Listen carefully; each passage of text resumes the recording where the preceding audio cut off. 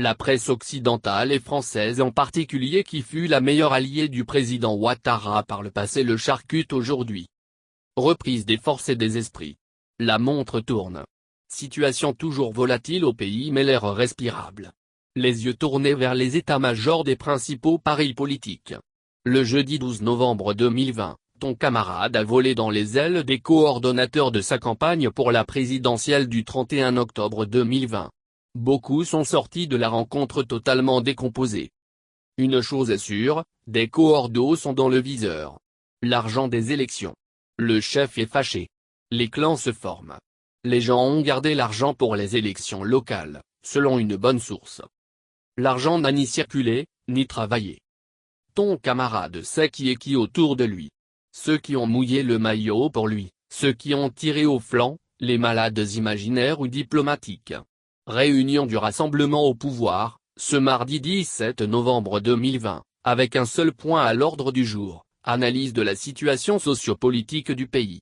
Et la situation n'est pas reluisante du tout. Horreur dans certaines régions du pays, déshumanisation des rapports sociaux, la démocratie ensanglantée. Au moins 85 morts, près de 500 blessés, des biens détruits, des maisons incendiées. La vie sociale déstructurée. L'école en panne. Le yo-yo de la Covid-19. Avant sa prestation de serment le 14 décembre 2020, il essaie de recoller les morceaux d'un pays déchiré après la présidentielle. Ton camarade a rétabli la confiance avec son aîné de Dacro et entend établir le contact avec son frère de Bruxelles. Le terrain est déblayé pour le dialogue.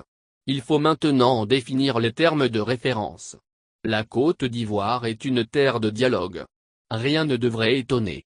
Maintenant, la bonne foi doit être partagée par tous. Dis à ton camarade, de sortir de la logique des blocus. Ce terme même est trop connoté en Côte d'Ivoire. D'ordonner la libération de tous les prisonniers de la crise préélectorale.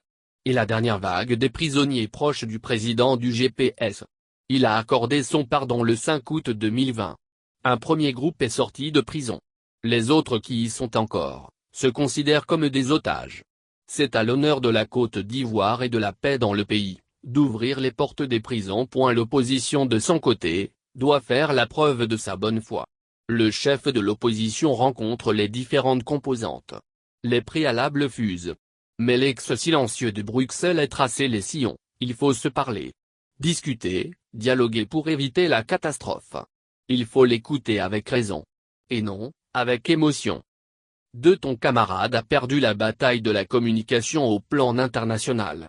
Ses services sont anesthésiés. La presse occidentale et française en particulier qui fut sa meilleure alliée par le passé, le charcute aujourd'hui. Les Ivoiriens disent, elle le braise.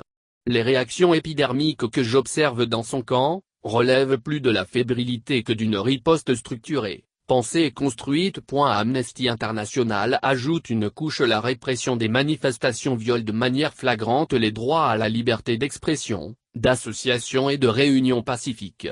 Les autorités de la Côte d'Ivoire doivent protéger, et non sanctionner, les dirigeants. S de l'opposition, les personnes dissidentes, les journalistes et les défenseurs. S des droits humains. Pour ce qui concerne les violations flagrantes des droits de l'homme, les violences dans certaines régions, la police assure qu'une enquête au plan national est lancée. 3. Le rassemblement de ton camarade n'est plus à l'abri des divisions. Il a clairement indiqué qu'il n'adoubera personne pour 2025. Appelant ceux qui souhaitent s'engager pour 2025 à s'y préparer dès maintenant. Le temps des calculs. Le temps des clans aussi. La pirogue RHDP s'installe sur des vagues impétueuses.